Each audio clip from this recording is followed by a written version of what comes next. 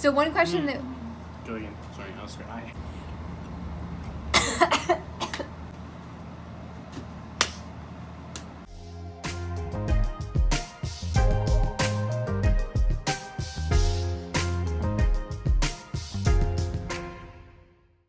Hey guys, it's Jordan. And Preston. And if you've not already seen our introduction video on who we are and why this channel exists, make sure you go check it out. Today we're going to be talking about 5 misconceptions around minimalism and the truth behind them.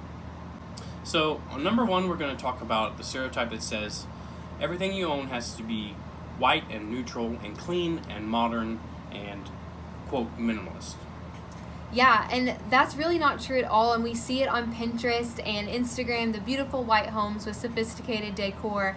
But the truth is that minimalism should reflect who you are and the things that you love. And if it doesn't, then why are you even doing it? So if you love color, then make sure your life has a lot of color. If you love vintage decor from Goodwill, make sure you have vintage decor from Goodwill.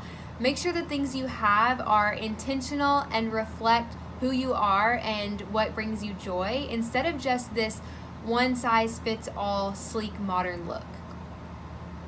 The second problem we run into is the idea that when you become a minimalist or when you start to live a minimalist lifestyle, you have to get rid of everything all at once. You have to throw away things that you love, things that you use, things that you have been living with for so long. And the truth is, if you really love something, you don't have to make yourself get rid of it just yet, because over time your perception about things that you really love and really need will change.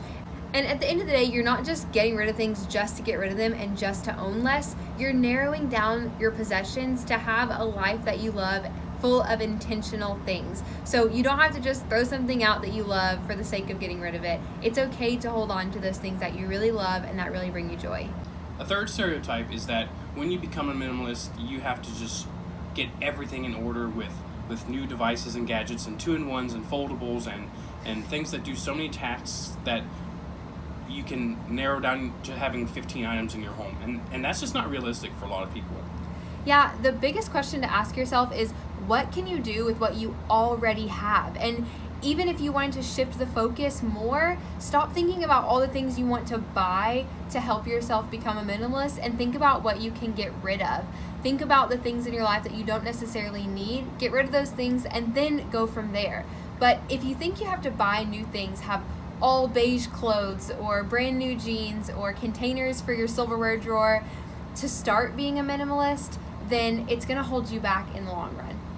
So the fourth misconception about minimalism is that you can't buy new things, or you can't spend money, or you can't go shopping, and that's really just not true at all. Yeah, we don't want to be locked down into a lifestyle where you can't purchase things when you do actually need them, or when they do benefit you, or they really just bring you joy. And that's something that we don't want to be inside of a box for. And the fifth and final misconception that we wanted to talk about with minimalism is that the change happens overnight or in a week or even in a month. And as much as we loved watching Marie Kondo's show on Netflix, it gives this unrealistic expectation that over a week's time, you're going to put everything you own in your living room and then you're going to be a minimalist after that. And that's not true either. Yeah, even for us, it didn't just start out instantly overnight with us moving to Hawaii, or when we moved houses before when we've been married for 4 years. It's happened slowly over progressing, making small decisions here and there, getting rid of extra food in our cabinets, getting rid of or donating clothes that we aren't using anymore. And it just helped change our mindset slowly over time. Yeah, and I think a big thing with this one is that minimalism isn't necessarily a change in your possessions. Overall, it's a change in your mindset and in your heart. You have to ask yourself those hard questions. Why do I find security in owning more things? Why am I afraid to get rid of certain things?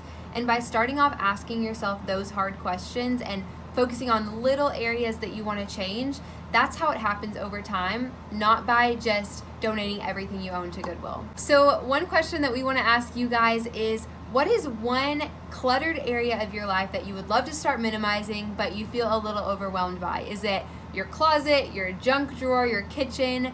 What is one thing you'd love to start with? Leave that in the comments below. And as always, like, subscribe, and we will put out a new video every Wednesday, so make sure you have the notification bell on so that you know when we post.